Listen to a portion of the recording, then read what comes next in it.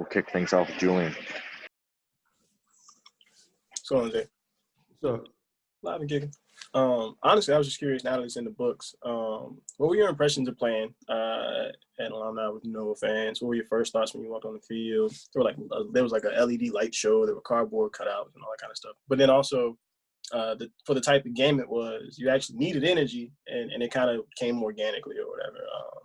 Describe that feeling as well. At first it was kind of weird, but like once you kind of get out there and the game gets going, you get kind of locked in to like what's going on. So really kind of just got to feed off of each other. Got to depend on Jews from the sideline. We'll go to Dan. Isaiah, the UNC offense is pretty unique, and everyone talks about the offensive line and the quarterback and the way that they're able to run the football with that offensive line too. From a linebacker perspective, how much of a challenge is it going to be for this weekend, and how do you prepare knowing that you're going to be facing a lot of beef, a lot of movement, and a lot of physicality? I think it all comes with practice. Practicing hard all week, stacking up good days. And really then just going out there and letting it loose. So I know we're going to come out there with juice and energy, and I'm just really excited to get going and play them. We go to Rich. Isaiah, when you sign on in the ACC, you're going to be running into ranked opponents during the season. Just talk about the step up in class now when you play in North Carolina. It's a great opportunity. It's definitely excited that they're coming in to our home field and, playing us. So we're definitely going to step up and we're going to play them tough. We're all excited as a team. We know what we have to do. We'll go to Emma. Hey, Isaiah. So big week last week with 12 tackles, 2 sacks. How do you follow that week up coming up this Saturday with the same amount of momentum? How do you keep that going throughout the week? I think it's just kind of just staying level-headed, knowing you can't do it all by yourself.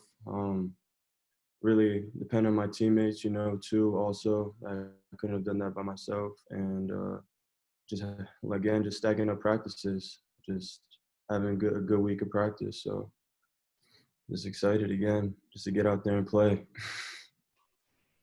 Go to Julian. So this one I just thought was I'm assuming you knew going in that this would be a different type of season, right? For whatever number of different reasons, but this will be 3 weeks and 3 very different scenarios. Like whether it's traveling down to Durham or hosting a team here, the times are different, all kinds of wonky. What have you learned from the first 2 experiences, right? Like just getting ready for that, and then how important is it to be consistent, or how much have you learned that consistency matters, and when things are so kind of up in the air, changing every week? Mm-hmm. I feel like it's big to have a routine to depend on, during the week, have a routine, game day, have a routine. We're real big on routine. So if you stick to your routine, you're kind of able to, depend on that, and it could get you through whatever sudden changes that may happen. Go to Dan. Last week there was that one play where I think it was thrown off the quarterback's back foot, but TJ kind of rushed up the middle, and you came right behind him. When you have plays like that where it's a blitz or it looks like a blitz, how much of the communication happens with the defensive line on a play like that? And for you, how has that developed over the first few weeks here in the season? Sorry, can you say that again? Sorry. Sure. Sorry.